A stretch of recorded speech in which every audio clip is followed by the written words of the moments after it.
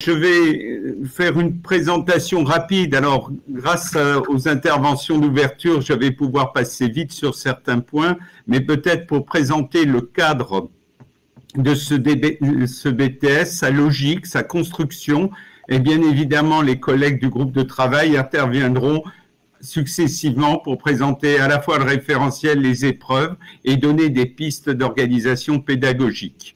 Alors, les intervenants ont loué le travail du groupe d'enseignants et d'inspecteurs qui a été réuni pour l'écriture de ce BTS. Donc, je ne veux pas commencer sans les citer. Alors, d'abord, Madame Piot, Sabine Piot, qui doit être à l'écoute ici, qui était la gestionnaire pour la DGESCO de ce groupe de travail, dans le cadre du bureau en charge des CPC. Donc, Sabine Piot a été une précieuse aide tout le long de l'élaboration de ce BTS. Alors, on a constitué une équipe originale qui tient à la nature de ce BTS, qui n'avait pas d'histoire, qui n'avait pas de précédent. Donc, c'est rare dans notre institution de créer un BTS de toutes pièces, avec des particularités, j'y reviendrai, en termes de recrutement des enseignants, en termes de recrutement des élèves, qui étaient tout à fait particulières. Donc, on a créé un groupe de travail avec une grande mixité, à la fois bien évidemment de genre, mais aussi d'origine, et je crois que ça a été tout l'intérêt de ce travail. Alors, Denis Lefebvre, mon complice de l'Académie d'Amiens, IAIPR, donc d'économie et gestion, Sylvette Rodriguez, IENET de l'Académie de Reims, Gilles Ruchon de l'IENET de l'Académie de Grenoble, et puis une équipe de professeurs que vous verrez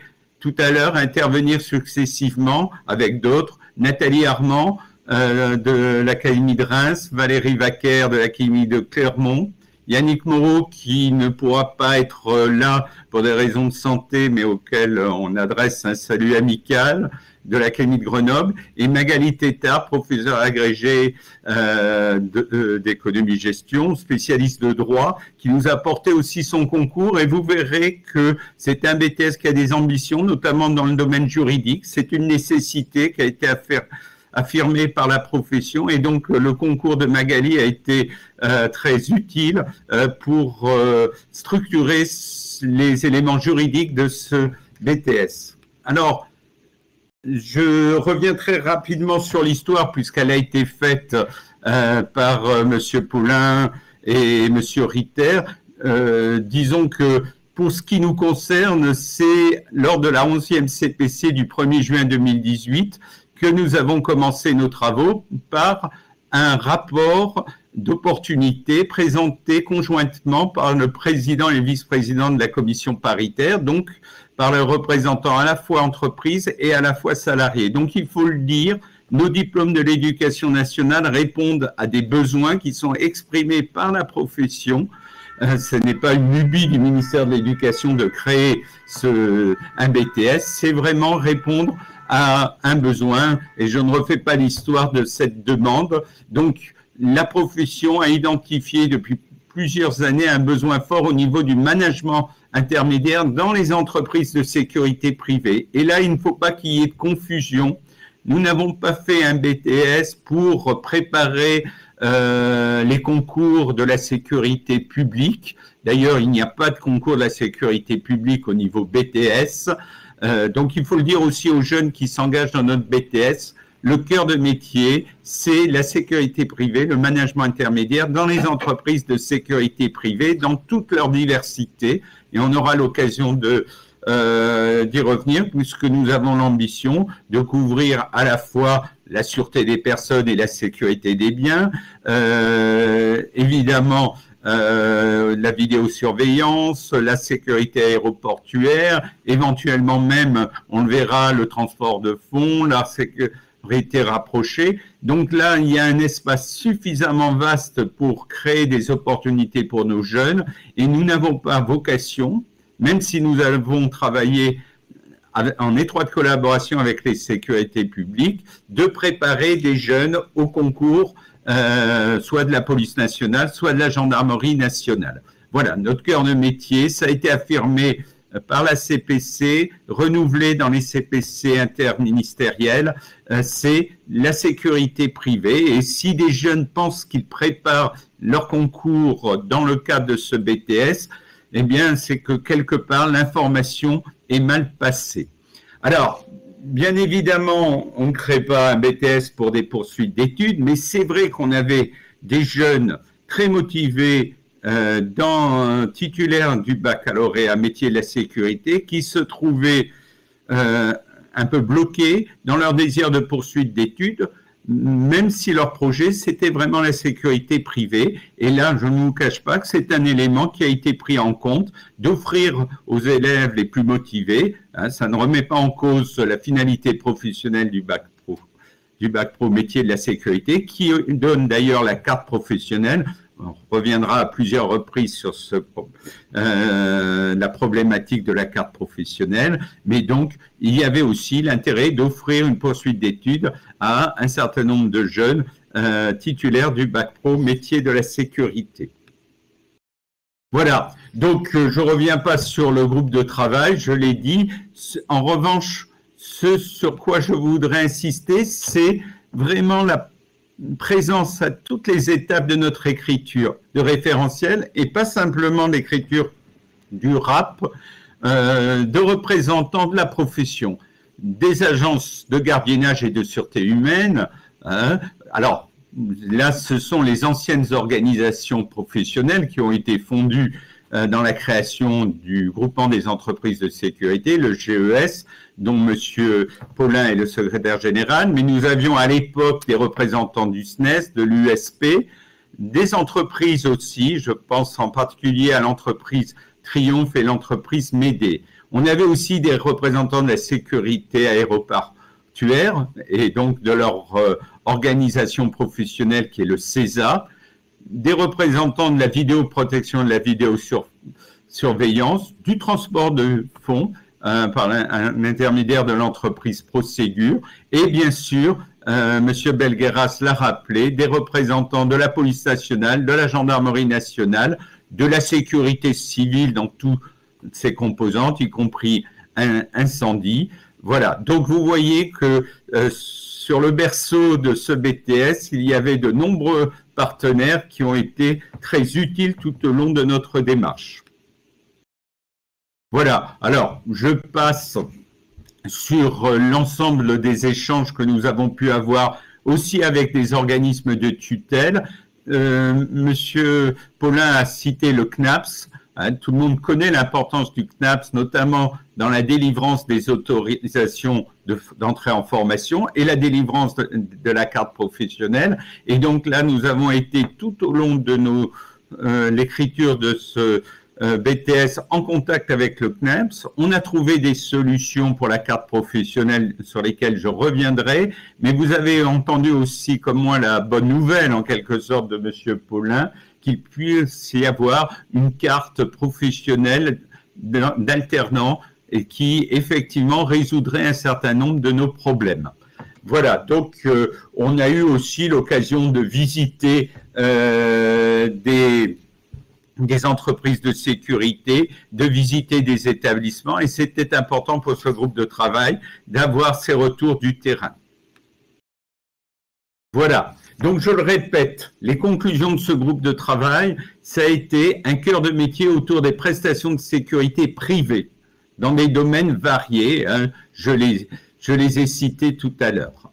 Nous avons mis aussi en évidence deux dimensions qui ne sont pas présentes dans le bac pro métier de la sécurité, c'est la dimension management et c'est la dimension commerciale, puisque ce cadre intermédiaire, évidemment, va manager des équipes de taille variable, donc cette dimension était essentielle. Et puis, ce que l'on a constaté, c'est une relation constante avec les clients, hein, soit en amont lors des appels d'offres, soit pendant le déroulement de la prestation de sécurité, soit dans la pérennisation de cette relation avec le client, d'où l'importance que l'on a accordée à la démarche qualité.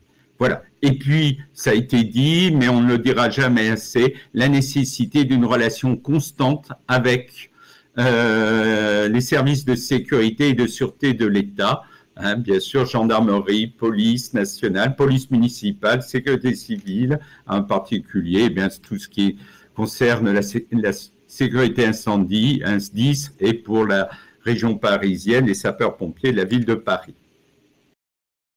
Donc, c'est ces conclusions qui ont permis la construction de notre référentiel, j'y reviendrai. On a eu aussi quelques conclusions périphériques en quelque sorte, mais vraiment très caractéristiques de ce BTS. La nécessité de la carte professionnelle, j'y reviendrai. Bien sûr, nous ne formons pas des agents de sécurité, mais il est apparu au fil de nos discussions que la légitimité d'un cadre intermédiaire passe aussi par cette carte professionnelle, sa légitimité et puis son efficacité. Il peut y avoir des situations où il est conduit à effectuer des gestes professionnels qui nécessitent la carte professionnelle. Donc, il nous a fallu traiter, je dirais tout à l'heure comment, le problème des jeunes qui rentrent dans ce BTS, et nous le souhaitons, donc ce n'est pas un problème, mais la situation de ces jeunes qui rentrent dans ce BTS sans carte professionnelle, c'est-à-dire tous les jeunes qui ne sont pas passés par le bac pro métier de la sécurité. Voilà. Donc, l'intérêt du SIAP aussi, on y reviendra, et aussi la nécessité d'approfondissement sectoriel. Bien sûr, on a défini un référentiel cœur de métier, mais il est apparu aussi qu'il y avait des spécificités liées à certaines branches de la sécurité privée qui nécessitaient des approfondissements, et on l'a fait sous forme de modules qui donnent lieu à des épreuves facultatives. Nous aurons l'occasion d'y revenir. Mais c'était aussi important de le noter dans notre phase préalable. Voilà. Donc, ces éléments ont conduit à la mise en place de modules et d'épreuves facultatives, mais j'y reviendrai. Donc, très logiquement, ce travail intense avec les partenaires nous ont conduit à écrire un RAP, un référentiel d'activité professionnelle. Ce RAP a défini 4 pôles d'activité, qui ont structuré notre référentiel, puisque bien évidemment, nous étions aussi conduits à écrire notre référentiel dans le cadre d'une démarche par bloc de compétences. Donc, à partir de l'identification de pôles d'activité, c'est-à-dire les activités qui seront demandées aux titulaires du BTS, il a fallu décliner ensuite des blocs de compétences et des épreuves. On y reviendra cet après-midi. Alors, vous l'avez compris dans mes propos, 4 blocs de compétences, un bloc lié, alors 4 pôles d'activité donnant lieu à 4 blocs de compétences, un bloc lié aux activités liées à la préparation à la mise en œuvre d'une prestation de sécurité, c'est le cœur de métier, c'est évidemment la première chose qu'on demande à une entreprise de sécurité et à un cadre intermédiaire, c'est en amont de préparer une prestation de sécurité en répondant en général à un cahier des charges, et puis bien évidemment de mettre en œuvre cette prestation de sécurité en répondant aux exigences du client et en assurant évidemment la pérennité, la reconduction éventuelle de cette prestation. Donc ça, c'est le pôle 1. Le pôle 2, c'est les activités liées au management des ressources humaines, dans un contexte très particulier. Hein. D'autres le diront bien mieux que moi, mais la sécurité privée se caractérise par effectivement une présence de salariés ou d'intérimaires de faibles compétences, de faible niveau de diplôme. Souvent, ils n'ont que la carte professionnelle, les 175 heures dont a parlé M. Paulin. Donc, c'est une main-d'œuvre qu'il convient de stabiliser, de former, d'accompagner, de professionnaliser. Ça, c'est un mot qu'on a entendu tout le long de nos travaux. Et il y a une dimension management des ressources humaines qui est essentiel dans un univers très particulier avec, ça a été dit et il faut le dire, une rémunération pour ces personnels qui est très faible, 80% sont au niveau du SMIC, et donc là des problématiques de ressources humaines tout à fait particulières qu'il s'agissait de prendre en compte. Il y avait aussi le fait que, évidemment, c'est une profession réglementée, qui a des exigences. Alors, c'est paradoxal avec le bas niveau de qualification et le bas niveau de rémunération, mais c'est en même temps une profession dans laquelle il y a des exigences réglementaires qui sont fortes. Donc, il y a cette injonction contradictoire à gérer, et c'est aussi la difficulté du management des ressources humaines dans ce secteur-là. Troisième pôle d'activité, c'est la gestion de la relation client. Évidemment, c'est essentiel d'avoir une relation client liée à une démarche qualité, une relation client qui permet une pérennisation de cette relation client très, très fortement. On a vu que les entreprises de sécurité privées ne veulent pas être dans ce qu'on appelle en bon français le one-shot, c'est-à-dire ne souhaitent pas de faire des coups, mais souhaitent établir des relations de confiance sur le long terme avec leurs clients, les donneurs d'ordre. Et donc là, il s'agit de mettre en place une démarche qualité, négocier en amont évidemment, mais aussi mettre en place une démarche qualité. Et donc, il y a un pôle très important dans ce domaine. Et puis, le quatrième pôle, vous l'avez compris, c'est le pôle participation à la sécurité globale. Donc là, c'est toutes les interactions avec la sécurité publique, la sécurité au sens large. Quand je parle de sécurité, dans ce BTS-là, il y a peut-être ce terme de vocabulaire à éclaircir. On parle de sécurité au sens large. Nous savons que les professionnels distinguent la sécurité plutôt incendie et la sûreté plutôt personne, mais nous, quand on a décidé de ce titre management opérationnel de la sécurité, c'est la sécurité au sens large. Voilà, donc vous avez vu, vous avez bien sûr le RAP à votre disposition, j'y reviens pas, très classiquement, on détaille les activités qui sont décomposées en tâches avec, et c'est important, les conditions d'exercice, les ressources à mobiliser, les moyens techniques à disposition, les liaisons fonctionnelles internes et externes, elles sont importantes, et puis la responsabilité, l'autonomie attendue du manager, autonomie assez grande, c'est aussi une caractéristique de ce métier, c'est que sur le terrain, le manager bénéficie d'une grande autonomie et d'une forte responsabilité liée évidemment aux activités spécifiques de sécurité. Voilà. Et puis des résultats qui sont attendus en termes de coûts et en termes de marge, mais aussi de comportement, et c'est quelque chose d'important. Voilà. Alors, je vais passer vite sur ces 4 pôles, puisque on en les a détaillés. Vous voyez donc le pôle 1, alors qui a permis de bâtir le bloc de compétences 1 sur la préparation et mise en œuvre d'une prestation de sécurité. Je l'ai dit, c'est un peu l'activité cœur de métier, qui est à la fois liée à une veille, qui doit être importante dans ce métier, notamment d'un point de vue technologique, parce que les techniques évoluent vite, notamment avec le numérique, et puis réglementaire. Là, par exemple, on a en discussion une loi sur la sécurité globale, donc le manager doit avoir cette veille constante, à la fois d'un point de vue réglementaire et technique. Tout ce qui est en amont de la prestation de sécurité, y compris effectivement répondre à un cahier des charges très précis, et puis évidemment la mise en œuvre de cette prestation de sécurité.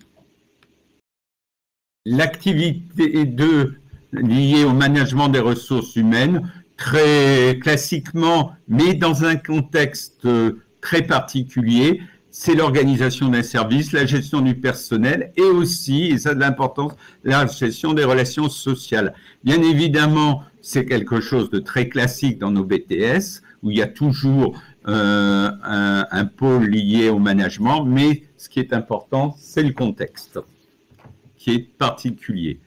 Donc, tout ce qui est gestion de la relation client, répondre à une offre commerciale, gérer la prestation, et puis, je l'ai dit, pérenniser la prestation parce qu'on ne veut pas être dans le one-shot.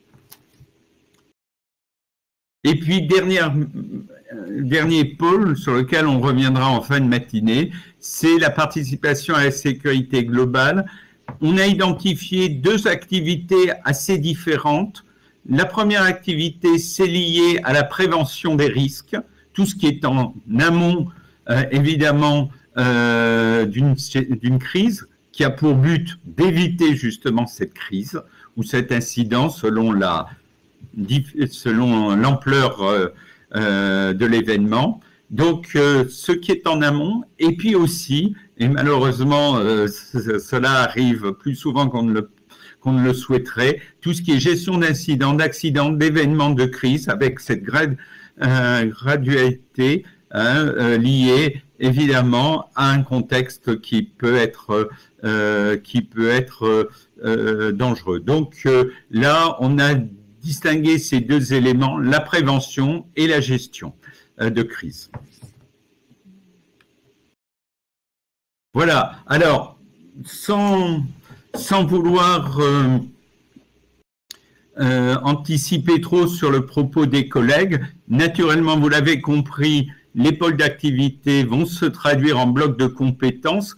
On distingue bien évidemment les activités des compétences, en particulier au niveau sémantique, on a d'un côté des substantifs, de l'autre côté des verbes d'action à l'infinitif. Voilà. Donc, à chaque pôle d'activité correspond un bloc de compétences. Alors, particularité de notre référentiel, vous l'avez vu, on a voulu reprendre dans ce qu'on appelle maintenant le référentiel de compétences, malgré tout les activités et les tâches. Donc, si vous voulez, de façon à ce qu'on garde toujours en mémoire, en fonction des compétences qui sont mises en œuvre, les activités auxquelles ces compétences se rapportent. Donc, on a une sorte de fusion de la partie RAP. La partie gauche, c'est plutôt le RAP avec les activités et les tâches. Et la partie droite, c'est les compétences avec les savoirs associés qui sont mobilisés pour l'exercice de la compétence. Mais bon, nous sommes maintenant totalement habitués à cet exercice-là. Voilà. Donc, les savoirs associés, et dans une partie, pour finir sur la lecture de ce référentiel, les limites de savoir, ça nous a paru aussi important. Bien sûr, elles sont dans tous nos référentiels, mais elles ont une importance particulière, notamment d'un point de vue réglementaire. Évidemment, c'est des sujets, du point de vue juridique, d'une grande complexité, et l'on a souhaité marquer aussi les limites de savoir, ce qui est utile pour le manager en droit, au niveau technologique aussi, la maîtrise technologique, au niveau management, malgré tout, fixer des limites. Tout ça permettant dans le référentiel de compétences d'identifier les critères d'évaluation, ces critères d'évaluation servant ensuite dans le référentiel de certification, dans les épreuves. Alors, évidemment, à ces quatre blocs de compétences correspondent 4 épreuves. Alors, il se trouve que, vous le savez sans doute que dans nos BTS, nous sommes limités à 6 épreuves. Donc, il y a 3 épreuves d'enseignement général, expression française, langue vivante, 1, et puis, j'y reviendrai, culture économique, juridique et managériale. Donc, nous n'avons pour l'enseignement professionnel que 3 épreuves. Donc, très classiquement, nous avons fait 2 sous-épreuves autour du management et gestion de la création client, c'est-à-dire qu'à nos 4 blocs de compétences correspondent 4 épreuves. Nous avons aussi varié les plaisirs pour les candidats sur la nature de ces épreuves, mais je n'en dis pas plus. Les collègues auront l'occasion de développer ça cet après-midi. Voilà. Alors, bon, pour chaque épreuve, bien sûr, on définit des modalités. Si l'épreuve est en CCF ou en ponctuel, sachant qu'il y a une épreuve obligatoirement professionnelle qui doit être en ponctuel, je vous laisserai découvrir laquelle, si vous ne le savez déjà. Bien sûr, on définit la nature de l'épreuve et son coefficient et ses modalités concrètes. Tout cela est dans le référentiel de certification avec d'abord la grille des épreuves et puis ensuite la définition de chacune des épreuves. Alors, je le dis tout de suite, ce référentiel de certification ne dit pas tout des épreuves puisque s'ajoute une circulaire d'organisation et notamment tous les documents qui sont nécessaires aux candidats pour présenter ces activités dans le cadre d'une épreuve et tous les documents qui sont nécessaires au jury pour l'évaluation ne figurent pas dans le référentiel de certification parce qu'ils sont conduits à évoluer. Ils figureront dans la circulaire d'organisation de la première session du BTS que nous essaierons de publier le plus tôt possible de façon à ce que les enseignants aient les documents nécessaires, mais nous ne pouvions pas le faire dans le cadre du référentiel de certification. Voilà, donc là je reprends toutes les épreuves de ce BTS. Vous voyez donc les 6 épreuves avec les 6 épreuves obligatoires, donc les 3 épreuves professionnelles et les 3 épreuves d'enseignement général. J'inclus dans ces 3 épreuves l'enseignement de culture économique, juridique et managériale qui est commun à l'ensemble de nos BTS du secteur tertiaire ou à la plupart, il y a 2-3 exceptions.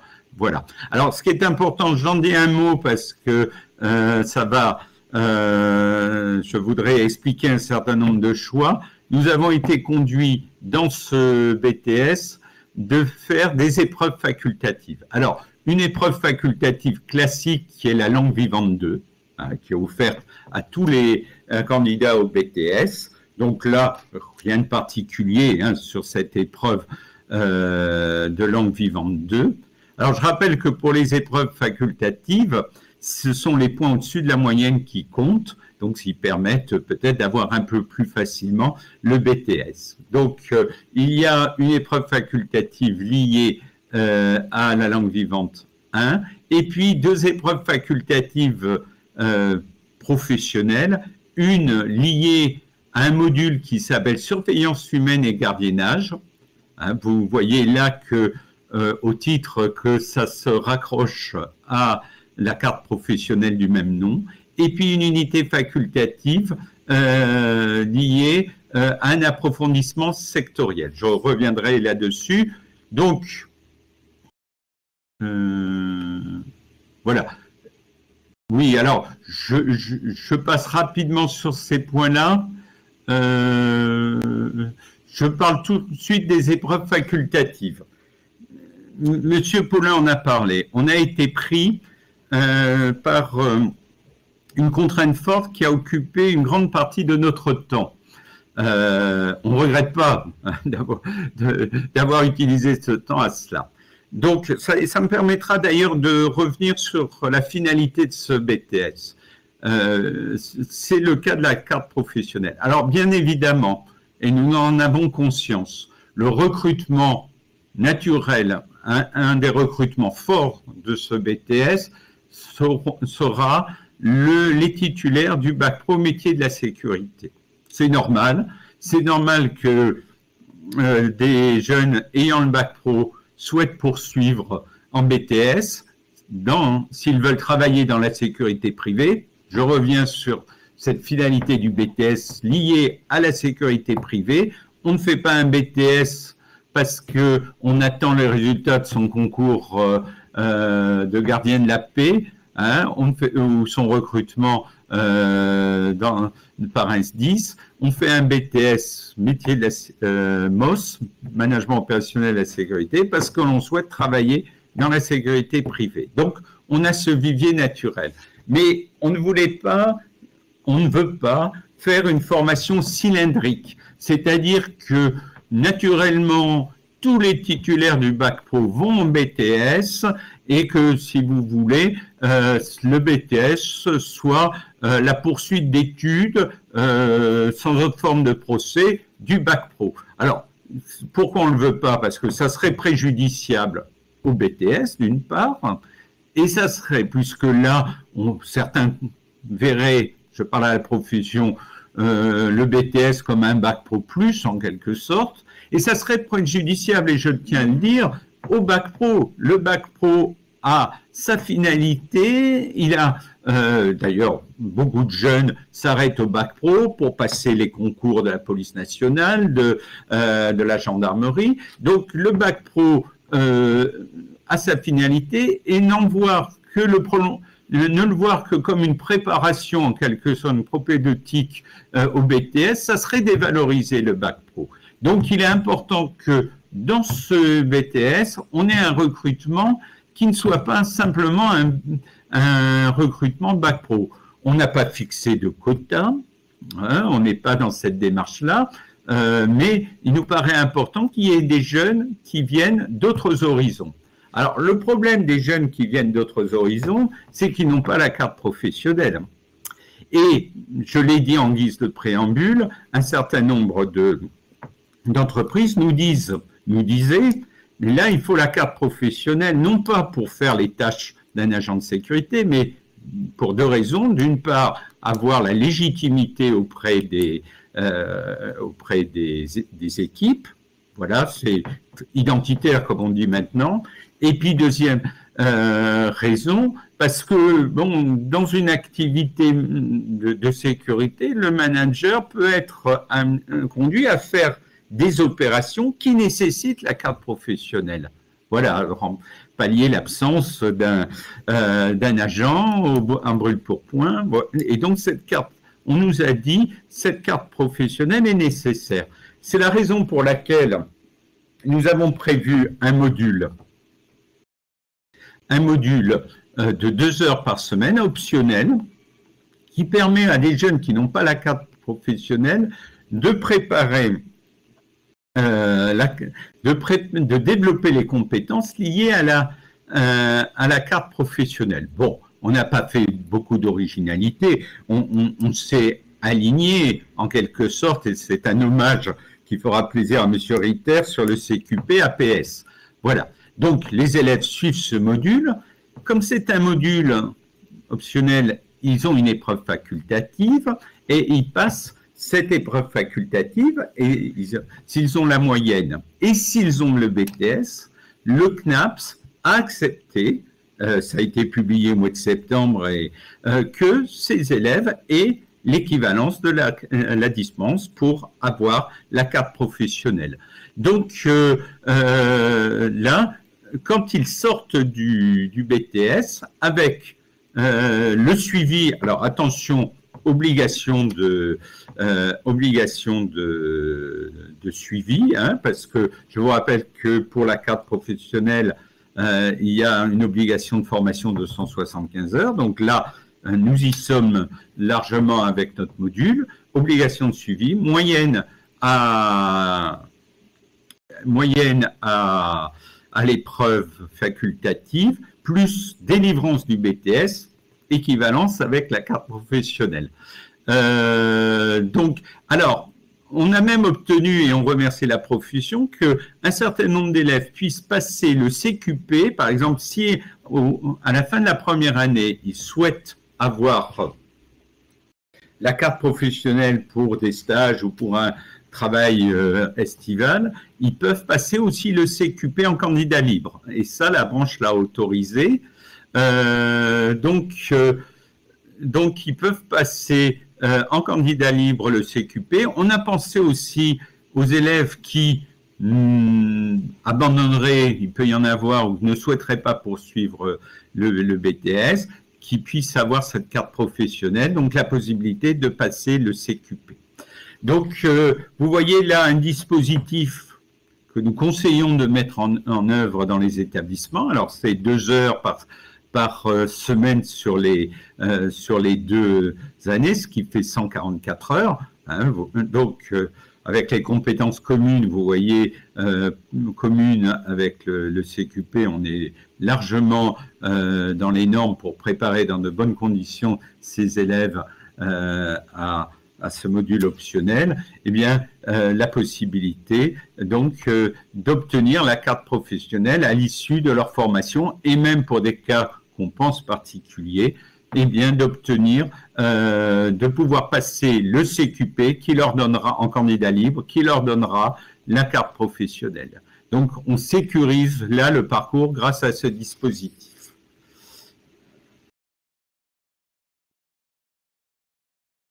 Alors, évidemment, là, on introduisait en quelque sorte une inégalité entre les élèves, les étudiants qui rentraient dans cette formation sans avoir carte professionnelle, mais qui pouvaient bénéficier de ce module et donc d'une épreuve facultative avec des points au-dessus de la moyenne, et les titulaires du bac pro qui, bien sûr, n'allaient pas passer suivre ce module et passer cette épreuve facultative. Par ailleurs, on a eu à faire face à des demandes très particulières de certaines branches ou secteurs de la sécurité privée qui nous ont dit attention, nous avons des particularités et pour certains de ces secteurs, une carte professionnelle particulière. C'est toute la difficulté de ce secteur. Donc on a proposé un deuxième module facultatif, enfin en troisième si on compte la langue vivante 2, troisième module facultatif, a priori pour des jeunes qui ont déjà la carte professionnelle, qui est un module d'approfondissement. Bon, 2 heures par semaine sur 32 semaines sur 2 ans, c'est aussi 144 heures. Voilà, ce module a pour objectif de favoriser l'insertion professionnelle de nos étudiants dans leur projet professionnel en effectivement développant des compétences spécifiques. Alors, ces compétences spécifiques, elles sont dans le domaine, par exemple, de la sécurité aéroportuaire, de la vidéosurveillance, du transport de fonds, de la protection rapprochée, pourquoi pas de la cynophilie. Vous voyez que là, on a tout un champ très vaste d'activités possibles. Bien évidemment, alors, certains chefs d'établissement ont été surpris, ils ont dit « mais il n'y a pas de référentiel pour cette unité facultative ». Bien évidemment, nous n'avons pas écrit de référentiel pour ces activités. Elles sont à développer par l'établissement en relation avec l'environnement économique, avec les entreprises. Il peut y avoir, par exemple, des particularités dans tel environnement. C'est, par exemple, tout ce qui est surveillance d'installations nucléaires. Donc, voilà, nous ne pouvons pas, de la rue de Grenelle, en quelque sorte, définir toutes les modalités d'approfondissement sectoriel possibles. C'est vraiment aux établissements, aux équipes pédagogiques, d'écrire ces modules d'approfondissement sectoriel en liaison avec les corps d'inspection, bien évidemment. On souhaite qu'il y ait un agrément de l'académie pour mettre en place ce module qui permettra effectivement aux élèves qui le suivent, bon, d'abord de passer l'épreuve facultative et avoir éventuellement des points au-dessus de la moyenne, et puis éventuellement d'avoir une carte professionnelle autre que celle de surveillance humaine et gardiennage, qui est préparée, je le rappelle, par l'autre module. Donc là, on ajoute au portefeuille des étudiants et ou des apprentis une compétence. Donc, vous voyez là que nous avons souhaité enrichir ce BTS, à côté, évidemment, du référentiel tronc commun, j'allais dire, qui est basé sur les compétences cœur de métier, eh bien, y ajouter par le jeu de ces modules et ces épreuves facultatives, d'y ajouter des compétences spécifiques liées à l'environnement de l'établissement, parce que nous savons là que les besoins dans le domaine de la sécurité sont très divers.